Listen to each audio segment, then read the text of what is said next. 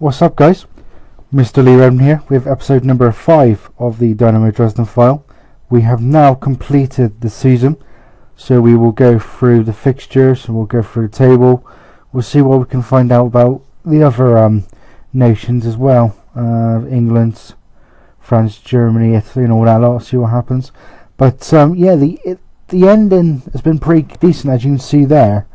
I didn't actually realise until I looked at the fixtures that basically in the second half of the season, or well, maybe not second half, but after the winter break, we only lost 2 games, and yeah, we've done pretty well. We've drawn too many. We drew way too many throughout the season, but yeah, we'll go into the fixture now, guys. As you'll see, one thing has changed, and that was this game against Munster. I did originally lose 2-1, and however, it did crash on me and it had not saved, so I had to redo it and drew 1-1. Stefaniak goal equalising for us in the second half. I did hope to do decent, but I think I maybe even holidayed that game because of the fact it was just I did lost the first one, so I was expecting to lose if I holidayed again, but didn't, which was surprising. We then went to Mainz second side and won 2-1. They did take the lead actually through Perfect goal in the 6th minute. However, Luca Dorholtz and Tobias Muller goals gave us a 2-1 win. Alexander Hack was also sent off from Mainz as well, so we were able to come away with a 2-1 win. We then drew 2-2 home to Energie Cottbus. We were 2-0 up in this game. Tobias Muller and Marvin Stefaniak put us 2-0 up, but then one of our players got sent off in the 70th minute, and then 2 goals in 60 seconds by Wolfhorf, I think is how you say it, gave them the 2-2 draw. We then went to Dortmund's second side, 1-2-1. Tobias Muller put us in front, and Jonas Arveiler equalised for him, and then Zeldin Rust put us 2-1 in front, and I believe that result actually guaranteed us, no, it didn't guarantee us safety, but it moved us quite a few points clear. Winning drew 1-1 over Chemnitz. Muller and goal put them in front, and then Tobias Muller actually equalised just before half time to give us a 1-1 draw and another step closer to safety. We went to Holstein Kiel and lost and drew 1-1. Hefelia put us 1-0 up, and then Rafael Cazior actually pulled one back as well, and we ended up drawing 1-1. We then beat Hansa Rostock 4-1. Now this game was the other way around. We actually got battered in this game. So 8 shots to 4 on target in our favour. Savran put them 1-0 up. Derholtz equalised just 60 seconds later. Paul Milde just before half time making it 2-1, and Hefele double in the 52nd and 63rd minute, giving us a 4-1 win, and that is the game that actually guaranteed us safety. We then went to Regensburg and won 3-2. Schmidt put them 1-0 up in the 15th minute, but Tobias Muller equalised. Uwe Hesse put them 2-1 up just before the hour mark, and it looked like that would be it. But Stefaniak equalised in the 87th, and then Muller got a second of the game in added on time to make it 3-2. We then lost 1-0 home to Byfield. They had a player sent off with 10 minutes to go, and then Fabian Klos actually scored the winner for them with 3 minutes to go as well. We then won 2-0 Stuttgart, second on the final game of the season. Tobias Muller and Paul Milde scoring for us to give us a good ending to the season.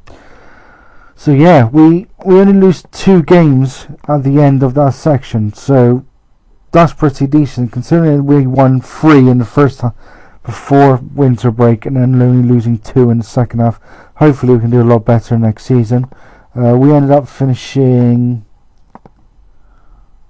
11th actually, which was pretty decent, 1 point behind Munster in 10th. Mainz, Stuttgart and Dortmund's second sides going down. So yeah, we did pretty well, I'd say, considering where we were, and hopefully next season we can push on. I have holidayed quite a long way through it, to be fair. Not holidayed, sorry.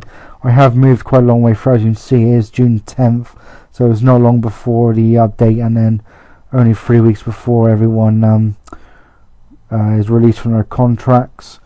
And I have sorted out most of my contracts. There was one I wanted to keep, but I wasn't happy, so he's basically said no.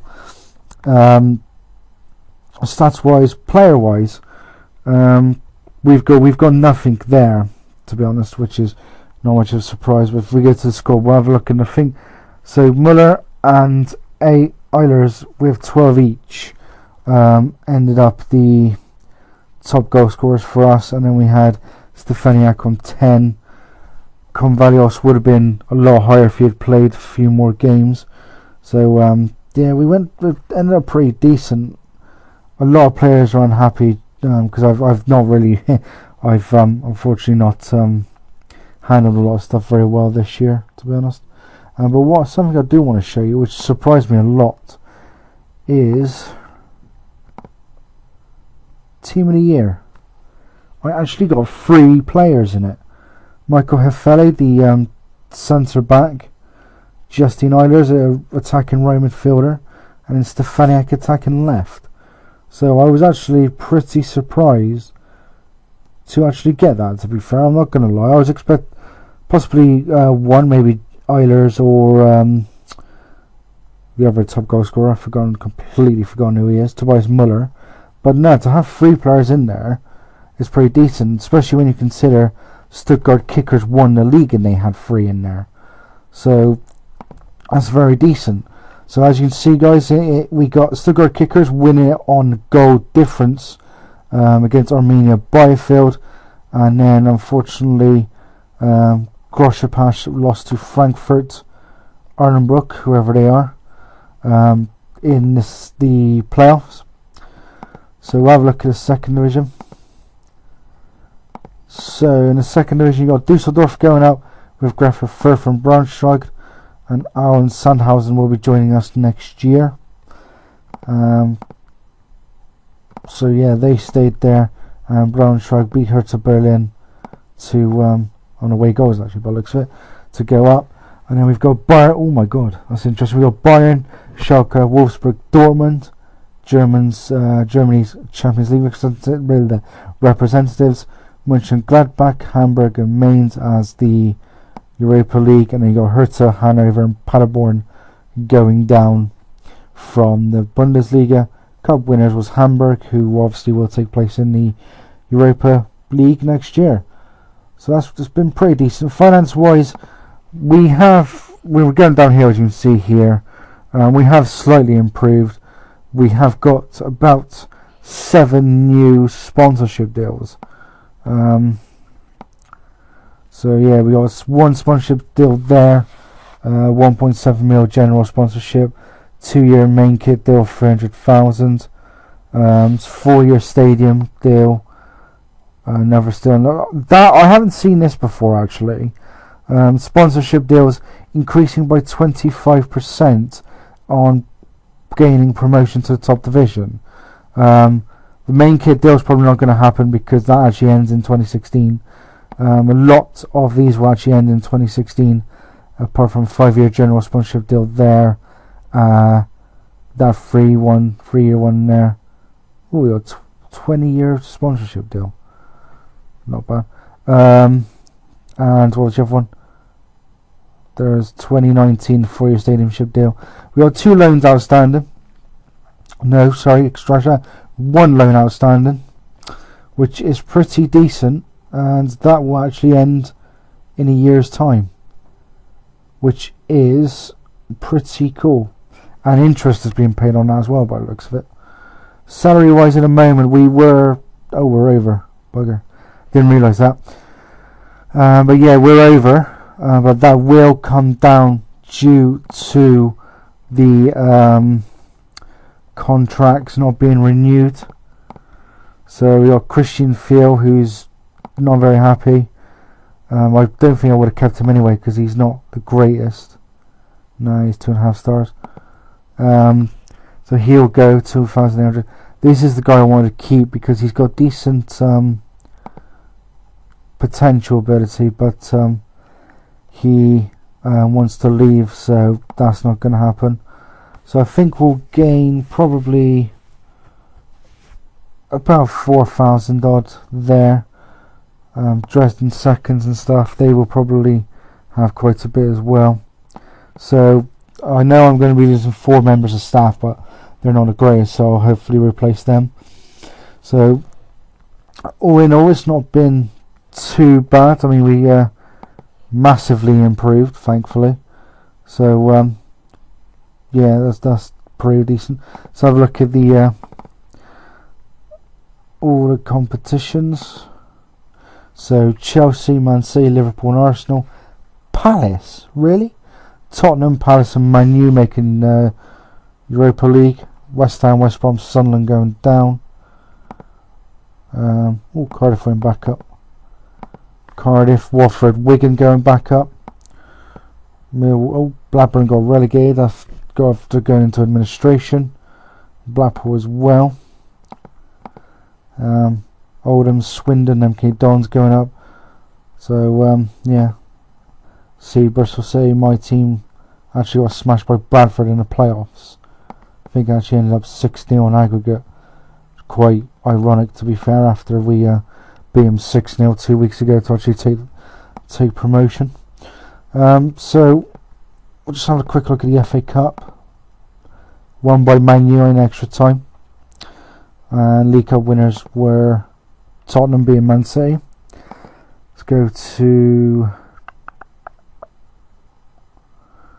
Let's have a quick look in France and everywhere. Just have a quick look at the top lot and all that. So Monaco, PSG and Lyon going into Champions League. Rennes, Bordeaux and I think that's Guingamp, isn't it? Yeah, Guingamp stay taking Europa League. Italy, oh no, wrong one.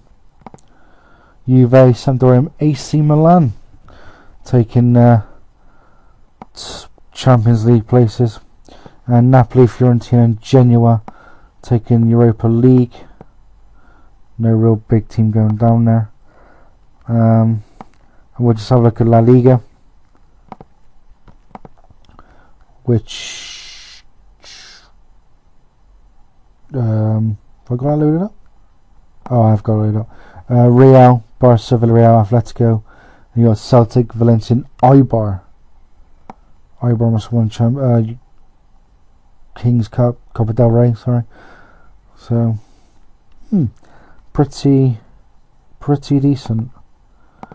Let's have a quick shifty at the Champions League. So Bayern beat Liverpool. Wow, okay. In the Champions League, and Europa League was won by Barca beating Zenit. What the hell happened to Barca? So they had Napoli, Celtic and Dortmund. So they lost to Napoli. Okay. It's a bit random. And they lost to Eibar in the Spanish Cup as well. Jesus. But quite comfortable by the looks of it in the Europa League. Apart from the final against Zenit. Even if they did have Jordi Alba sent off. Wow, insane. But yeah, so that's how it's gone. Oops. So it's not gone. I mean, it's good that we've managed to drag ourselves out of the relegation battle towards the end of the season. Hopefully we can push on next year with a few signings and releasing some of the dead weights. But we'll have to wait and see. But that is it for this episode, guys. Leave some likes, leave some comments, subscribe. Would appreciate it all. Tune in next time for a pre-season review. I'll actually come back just before the first league game of the season, or actually let's have a look at the schedule. How does the schedule work? You see, there's no breaks like there normally is there. So yeah, I think I'll come back after pre-season. Can have a look at how we're getting on in pre-season and have a look at some of the signings hopefully as well. But until then, guys, as always, take a